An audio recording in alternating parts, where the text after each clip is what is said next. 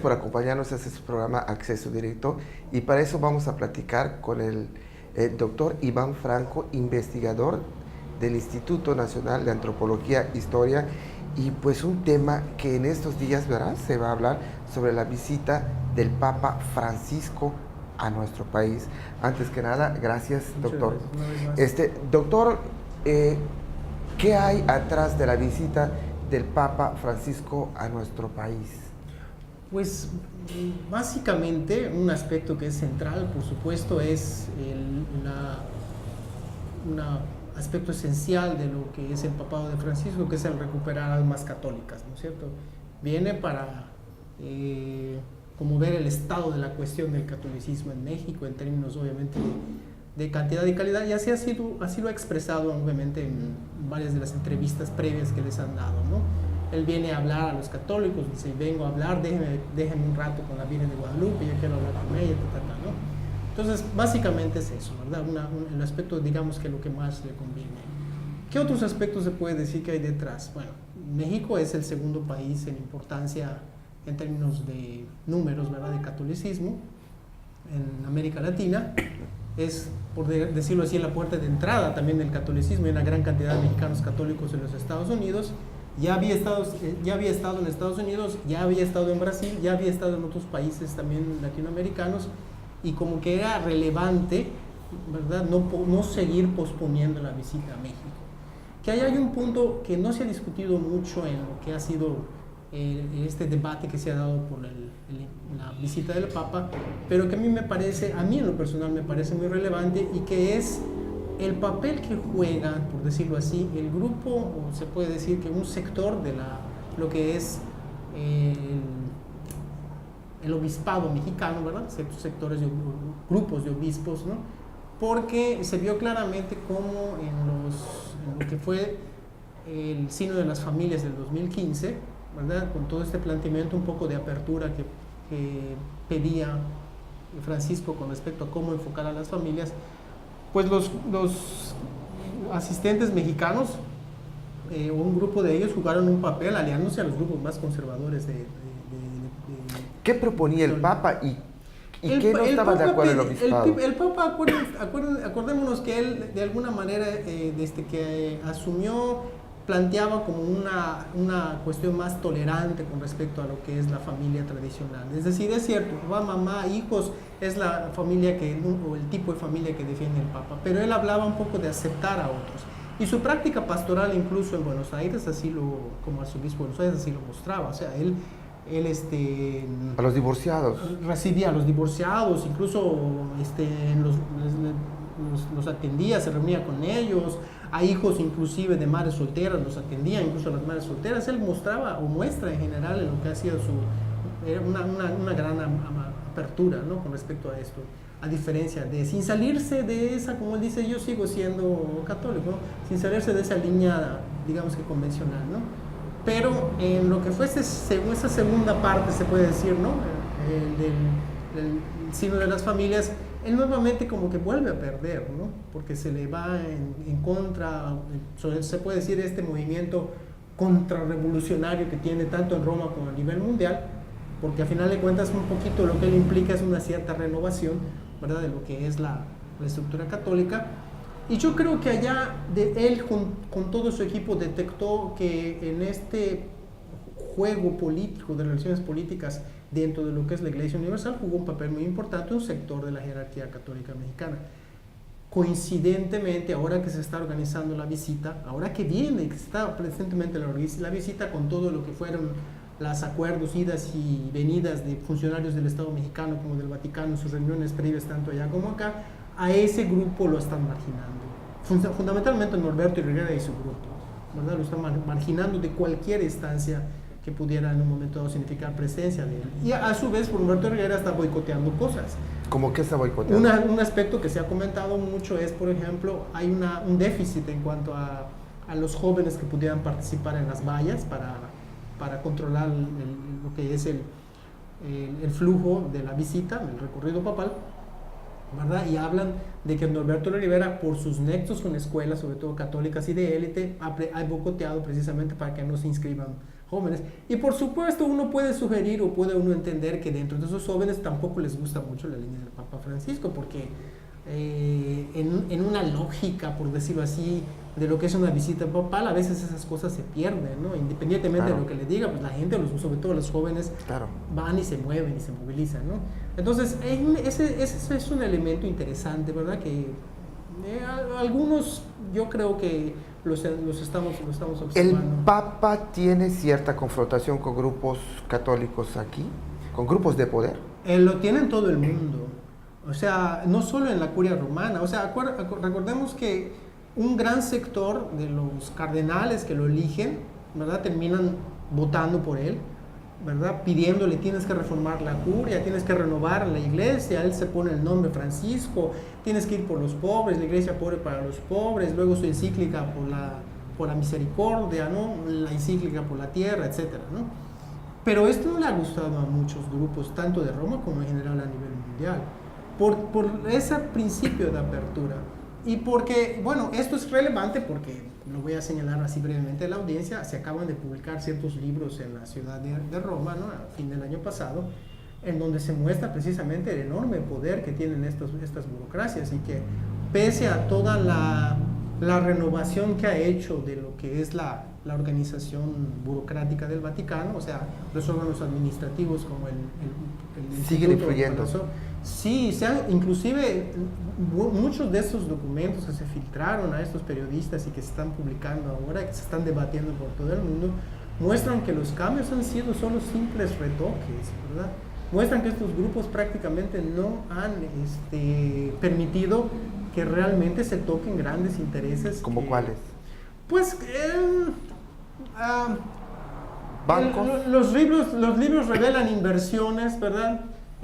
Protecciones, por ejemplo, de inversiones de grandes inversionistas, inversiones, por ejemplo, de la propia Iglesia Católica en transnacionales que están dañando el medio ambiente, inclusive un manejo, se puede decir, totalmente ilógico, ¿no?, de recursos de la propia iglesia que llegan de donaciones por todos lados, ¿no?, como una de las cosas que revela el libro en el caso que comento de Emiliano Fittibaldi, de que simple y sencillamente para cuestión asistencial solo se han invertido 17.000 euros de quién sabe cuántos 4 o 5 millones de euros que han llegado al Vaticano, ¿no?, y solo 17.000 euros en un año. Nos vamos a un corte comercial y regresamos.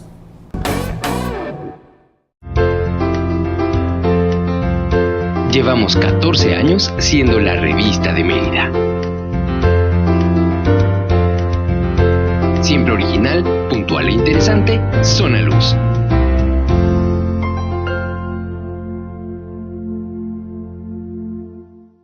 Mucho ganas con tu pago, mucho ganas al pagar, muchos premios y regalos cuando pagas tu predial. Aprovecha los descuentos que re buenos van a estar. Aprovecha bien tu dinero, que en enero estamos ya. Tu predial te hace ganar, no lo dejes de pagar. Bien lo vale tu ciudad. Ya me voy. Vaya, hija, que te vaya bien. Oye, a ver, espérate. A ver, ven acá. Estás súper estreñida, hija. ¿Cuántas veces te he dicho que tienes que tomar más agua y comer más fibra, eh? No vivas engañado, busca la verdad. Gracias por acompañarnos en su programa Acceso Directo.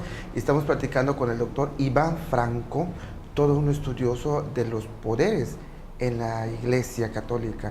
Y estamos platicando sobre la visita del Papa Francisco.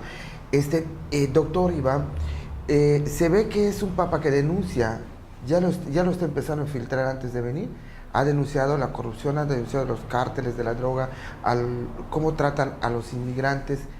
El Papa se espera que se reúna con los familiares de los 43 alumnos de la Escuela Normal Rural de Ayotzinapa.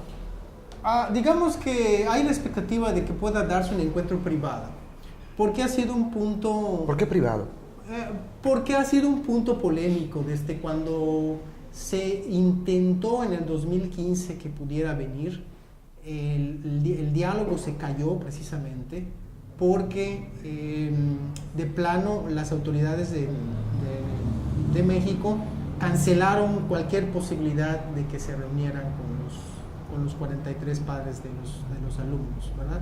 Y eso fue un elemento que también condicionó la postura en ese momento de los propios representantes papales, Pietro Parolin en particular, decir no, porque al Papa le interesa defender derechos humanos y ese es un punto esencial de grupos católicos en este país, ¿verdad? En el caso que hablamos de México, y se canceló esa posibilidad. Lo que ha pasado ahora es un poquito lo que decimos, dentro de lo que es la geopolítica papal, no se podía, creo que entendieron que no podían seguir dilatando más la presencia del Papa en México. Entonces, pues digamos que ya se definió, ¿no? Se definen las fechas, viene, y en lo que ha sido la agenda también para la definición, pues él terminó definiendo con su grupo y se puede decir que hasta imponiéndole al Estado mexicano las zonas en las que va a estar, ¿verdad? Es Chiapas, es Michoacán, es Chihuahua y es Ciudad de México. ¿Cómo se puede interpretar? Son puntos en donde se puede decir que el Estado mexicano sistemáticamente desde hace años, porque es en todo el país, la violación a los derechos humanos ha sido brutal. Entonces, yo creo que eso le causa, por supuesto, escozor al Estado mexicano. Por otro lado, el Estado mexicano tiene unos aliados de primer nivel, ¿verdad? Porque, pues, aunque va a haber transmisión directa de la visita papal y de los discursos, cuando muchas cosas pasen a la prensa, que de alguna manera alimenta el 20 o 25% del imaginario mexicano, pues igual y se van a decir cosas o analizar cosas que van a convencer o a favorecer más a lo que el Estado hace, ¿verdad? Que lo que en un momento dado la Iglesia Católica, en un momento dado a través del Papa Francisco puede representar, ¿no? Entonces es una tensión, es obviamente una visita con estas características, tanto una visita de Estado como pastoral, en un momento incluso de gran crisis, porque también el Vaticano está viviendo una gran crisis interna, ¿no? Con lo mismo y de credibilidad similar al Estado mexicano, pero una crisis en donde se puede decir que la figura de Francisco, por sus características, pues se ha convertido en ahora sí que en un ingrediente plus a nivel mundial. O sea, el que le visita es digamos que un elemento importante y además ya se vio en los países en donde ha estado, ¿no? Que puede en un momento dado favorecer posturas como pasó en Cuba, como pasó en Ecuador, como mismo en Brasil, ¿no? Y como también pasó en Estados Unidos. ¿Aquí qué ciudades va a visitar? Llega a la Ciudad de México, me parece que después va a Morelia, no sé el orden, luego va a San Cristóbal. ¿Qué significa Morelia? Morelia significa, se puede decir, uno de los puntos más álgidos o críticos de lo que es el narcotráfico en el país, ¿no? En donde hay una violencia muy fuerte a sectores de la sociedad, por supuesto involucrados o no necesariamente involucrados, en donde hay muchos muertos precisamente por esta violencia, ¿no? Entonces allá es la crítica a lo que es la desatención del Estado mexicano hacia condiciones de vida que no implique que la gente se esté involucrando en actividades ilícitas y que esté... Allá en Morelia hay un cardenal.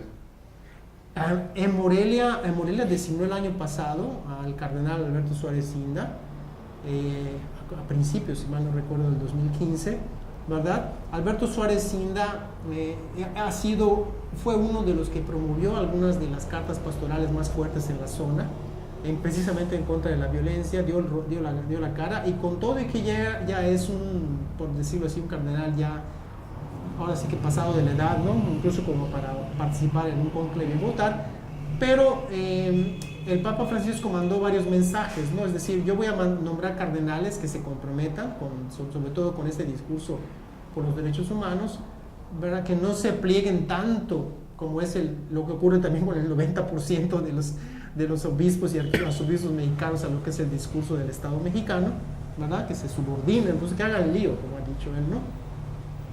Y se puede decir que también mandó un mensaje para estas tres grandes arquidiócesis a las que tradicionalmente desde la propia Santa Sede se les daba el cargo de cardenales, ¿no? De sedes cardenalicias, que son en la Ciudad de México, Monterrey y Guadalajara. Y esta vez no fue así. No, dijo, no, es que eso ni está legislado, yo puedo nombrar cardenal a quien yo considere, ¿no? Y así fue como nombró a Suárez Cinda. Y entonces viene la deferencia, ¿no? La deferencia de decir, yo voy a Morelia. Y no solo es una deferencia, por decirlo así, de ya te puse y voy, ¿no? Sino que también yo pienso que tiene que ver con quiénes han sido, porque el Papa, tanto en las visitas límina de 2014 que hicieron todos los obispos mexicanos, como las que normalmente recibe, las visitas que reciben el Vaticano en sus audiencias, se puede decir que hay 3 o 4 personas de México que los escucha. A los demás los oye, ¿verdad? O toma nota, pero a los otros los escucha, que es al Suárez Inda, a Solalinde, a Raúl Vera. ¿Al padre Solalinde? A Solalinde. A Raúl Vera. Para Raúl Vera. Sí, y que digamos que en términos de lo que es su pastoral, y porque algunos de ellos son ¿Y el más, otro? Ay, no recuerdo, se me fue el nombre, pero son los que más se escuchan, ¿no? Porque son los que les plantean las problemáticas que de alguna manera coinciden más con lo que es su agenda social, porque una de las características de Francisco es que claramente retomó el aspecto social que desde el Concilio Vaticano II quedó claramente expresado de que esa era o debía ser la ruta de la Iglesia Católica a nivel mundial, cosa que en México pues simple y sencillamente no ha ocurrido, ¿no? Porque como lo que hemos visto, la mayor parte de los arzobispos pues se la pasan muy divertidos ahí con las élites, en sus pastorales de caridad, en sus reuniones con las señoras y los señores del poder, ¿no? Y así es como dicen que llevan la palabra de ellos. Nos tomamos un corte comercial y regresamos platicando con el investigador Iván Franco. US Polo te consiente más que nunca, con descuentos del 30% en toda la tienda y el 50 al 70% de descuento en prendas seleccionadas, válido hasta el 31 de agosto o agotar existencias. Nos encontramos en Plaza Altabrisa, a un costado de los cines. US Polo piensa en ti. Mucho ganas con tu pago, mucho ganas al pagar, muchos premios y regalos cuando pagas tu predial. Aprovecha los descuentos que re buenos van a estar. Aprovecha bien tu dinero, que en enero estamos ya. Tu predial te hace ganar, no lo dejes de pagar. Bien lo vale tu ciudad.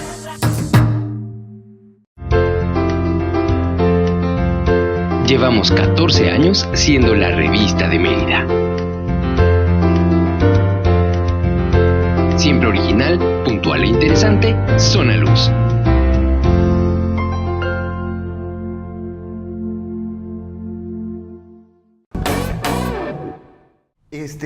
Gracias por acompañarnos en esta entrevista. Para eso estamos platicando con el investigador Iván Franco. Él es doctor e investigador en el Instituto Nacional de Antropología e Historia y es todo un estudioso de la relación del poder entre la Iglesia Católica y ahora sí los poderes aquí en México. La otra sede que va a visitar el Papa Francisco, que es San Cristóbal. ¿Qué hay en esa sede? ¿Qué significa? Hay mucho peso, por supuesto. Tiene muchos significados.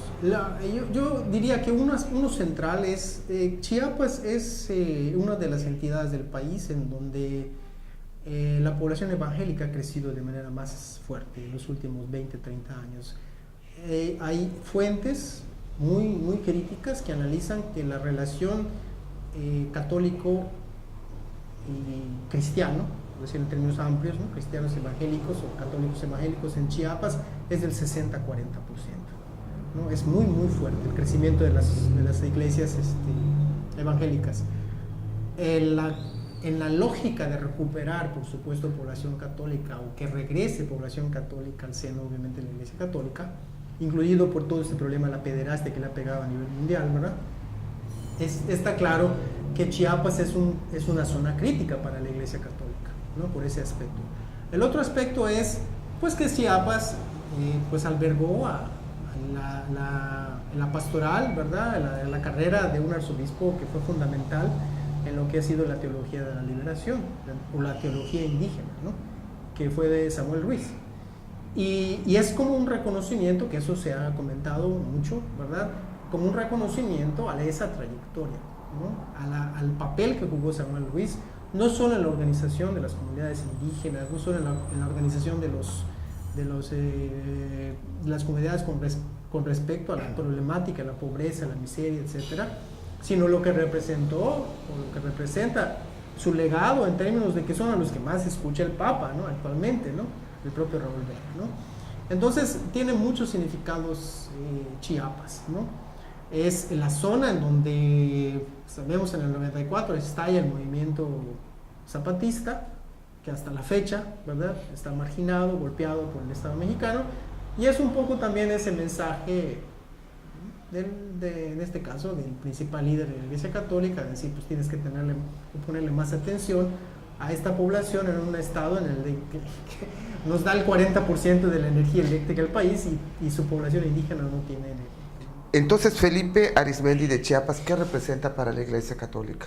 Felipe Arizmendi es un obispo de alguna forma muy cercano, ¿verdad?, también a las posiciones de Raúl Vera, ¿verdad? No es, digamos que con el ímpetu y con la fuerza con la que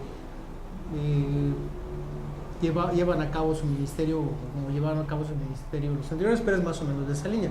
Es obviamente una gente más cercana a las posiciones, digamos, estas últimas posiciones que ha tenido más críticas de las jerarquías que controlaban antes la Conferencia del Episcopado Mexicano, con Francisco Robles al frente de la Conferencia del Episcopado, ¿verdad?, que es la que de alguna manera le dio un discurso un poco más crítico a la Conferencia del Episcopado Mexicano, incluso antes de que llegara Francisco, ¿verdad? Y Felipe Arizmendi se puede decir que se ubica en esta posición, ¿verdad? Entonces no está, por decirlo así, del todo ilógica que también allá vaya el Papa, ¿no? Allá tenga contemplado, por supuesto, una parte de la visita, ¿no?, es lo que es su visita papal.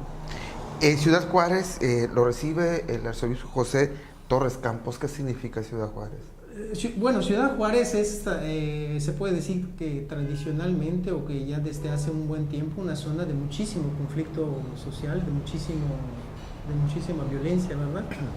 Que es otro punto que ya de alguna forma lo dio a entender Francisco con estas entrevistas que le ha dado, incluso le ha dado entrevistas al público en general, ¿no?, mexicano, que le pregunta, pero es la zona por antonomasia de la violencia, en donde por supuesto que él viene como a decir, ¿saben qué? No quiero violencia, ¿no? Y está en esta línea de su discurso por la paz, ¿no? Si yo pido paz en general por todo el mundo y voy a un país en donde hay obviamente problemas de violencia, pues simbólicamente elijo una ciudad o una zona en donde, que es en los tres casos en realidad, ¿no?, en donde ha habido una muy fuerte presencia de la violencia, y violencia del Estado, ¿no?, violencia del narcotráfico, violencia del Estado, ¿no?